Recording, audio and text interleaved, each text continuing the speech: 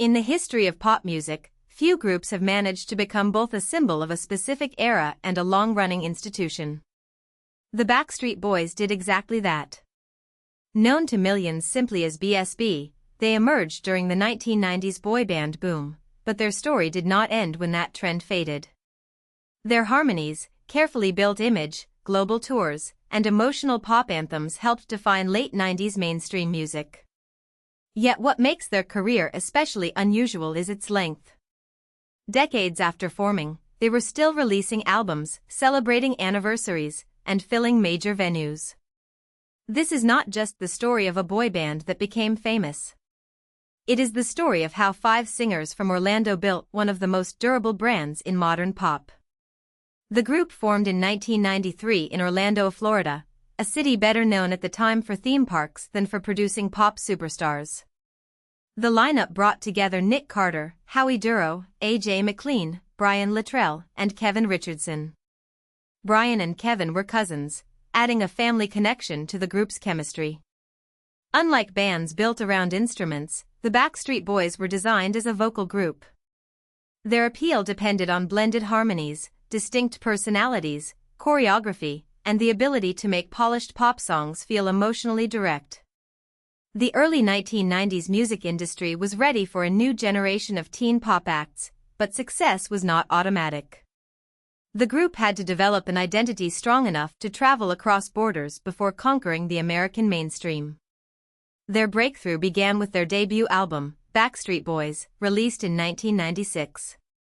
The album helped introduce their sound to international audiences and positioned them as more than a local or regional act. At a time when pop music was increasingly shaped by music videos, radio rotation, and global marketing, the group fit perfectly into the moment. They combined romantic ballads with upbeat dance pop, creating songs that could work in arenas, on television, and in bedrooms lined with posters. What mattered most was consistency. Each member had a recognizable role, but the group functioned as a unit. Their harmonies created a polished sound that made them accessible across languages and cultures, helping them rise quickly beyond the United States. In 1997, the group built on that momentum with Backstreet's Back and a self-titled US album, also called Backstreet Boys. This period was critical because it transformed early success into a global phenomenon. The music became bigger, the videos more memorable, and the fan base more intense. By the late 1990s, boy bands were not just musical acts, they were full entertainment packages. Fans followed interviews, performances, choreography, fashion, and personality dynamics. The Backstreet Boys excelled in that ecosystem because they balanced accessibility with polish. They were marketed to young audiences, but their songs often leaned on classic pop structures, strong melodies, dramatic key changes, and emotional choruses designed to be sung by thousands of people at once. The true explosion came in 1999 with Millennium, their third studio album. Anchored by the worldwide hit I Want It That Way, the album turned the Backstreet Boys from successful stars into pop superstars. I Want It That Way became one of the defining songs of the era, not because its lyrics were complex, but because its melody was instantly memorable and its chorus was built for mass participation. Millennium arrived at a perfect moment. CD sales were enormous, music television was powerful, and teen pop was dominating the cultural conversation. The album's success showed that the Backstreet Boys were not simply riding a trend. They had become one of the central acts of that trend. After Millennium, the group followed with Black and Blue in 2000, another major release that extended their dominance. By this point, their schedule was intense, and their fame was global. The pressure on a pop act at that level is difficult to overstate. Every album had to produce hits, every tour had to expand the spectacle, and every public appearance fed the machinery of celebrity. In 2001, they released the hits, Chapter 1, a greatest hits collection that marked the end of their first major commercial era. For many artists, a greatest hits album can feel like a closing chapter. For the Backstreet Boys, it became a pause before a more complicated second act. After a 2-year hiatus, the group returned with Never Gone in 2005. The comeback mattered because the pop landscape had changed. The late 90s boy band boom had cooled, music tastes had shifted, and many teen pop acts were fighting to be taken seriously as adults. Never Gone represented an attempt to reconnect with fans while moving into a more mature phase. The group could no longer rely only on the novelty of youth, choreography, or early fan hysteria. They needed to prove that their voices and songs still had value beyond nostalgia. The album and tour showed that the Backstreet Boys still had a committed audience, even as the industry around them evolved. A major turning point came in 2006, after the Never Gone tour, when Kevin Richardson left the group to pursue other interests. His departure changed the visual and vocal balance of the band. The remaining members continued as a quartet, releasing Unbreakable in 2007 and This Is Us in 2009. This period demonstrated the group's resilience. Losing a founding member can destabilize a band's identity, especially in a group where fans are deeply attached to each personality. But the Backstreet Boys chose continuity. They kept recording, touring, and maintaining the relationship with their audience. The quartet years were not just a survival period, they proved the brand could adapt without completely collapsing. In 2012, Kevin Richardson rejoined the group, restoring the original five-member lineup. The reunion gave the Backstreet Boys a renewed sense of completeness at a time when nostalgia for 1990s and early 2000s pop was growing.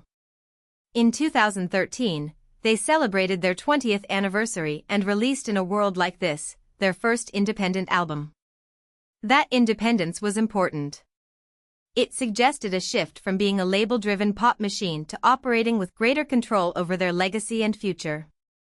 The same year, they received a star on the Hollywood Walk of Fame, just 2 days after their 20th anniversary. It was a symbolic moment. The group that once represented teen pop had become part of entertainment history. The Backstreet Boys' legacy is measurable in numbers, and the numbers are extraordinary. They have sold more than 150 million records worldwide, making them the best-selling boy band of all time and one of the world's best-selling music artists. They also became the first group since Led Zeppelin to have their first 10 albums reach the top 10 on the Billboard 200, and the only boy band to achieve that milestone. Their albums Backstreet Boys and Millennium were certified diamond by the Recording Industry Association of America, placing them among the relatively few bands with multiple diamond albums. These achievements matter because they show scale, longevity, and rare commercial consistency across different phases of the music business. As their career matured, the group increasingly focused on preserving and reintroducing their story. In January 2015, they released the documentary Backstreet Boys, Show 'Em What You're Made Of. A documentary allowed the group to step outside the polished music video image and reflect on the work, pressure, and personal dynamics behind the fame. Then, in March 2017, they began a Las Vegas concert residency titled Backstreet Boys, Larger Than Life, which lasted 2 years. A Vegas residency is a different kind of milestone from a hit single. It signals that an artist has a deep catalog, a loyal audience, and enough cultural recognition to become a destination attraction rather than just a touring act. In 2019, the group released DNA, and the album debuted at number 1. That achievement was especially striking because it came 19 years after they had last topped the chart in 2000. It also made them the first boy band to top the US album charts in 3 different decades. This moment reframed the Backstreet Boys once again.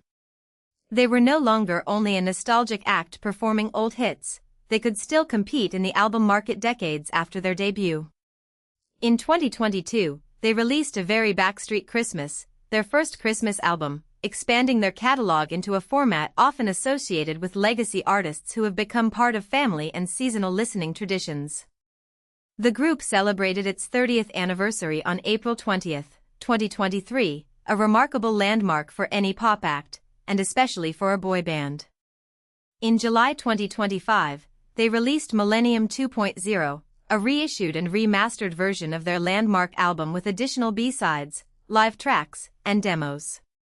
That same month, they launched their second Las Vegas residency, Into the Millennium, at the Sphere. These projects show how the Backstreet Boys continue to connect their past to the present. Millennium is not just an old album in their catalog, it remains the center of their mythology. By revisiting it decades later, they turned nostalgia into an active, evolving experience for longtime fans and newer audiences alike. The Backstreet Boys endure because they represent more than a brief pop craze.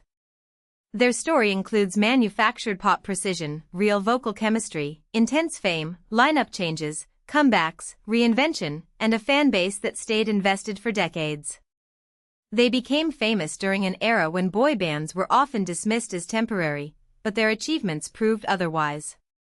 Diamond albums, global sales, chart records, documentaries, anniversaries, and residencies all point to a career that outlasted the assumptions made about them. In the end, their legacy is not simply that they were the biggest boy band of their time. It is that they became the standard by which boy band success is measured. If you found this helpful, please like this video and subscribe for more explainers.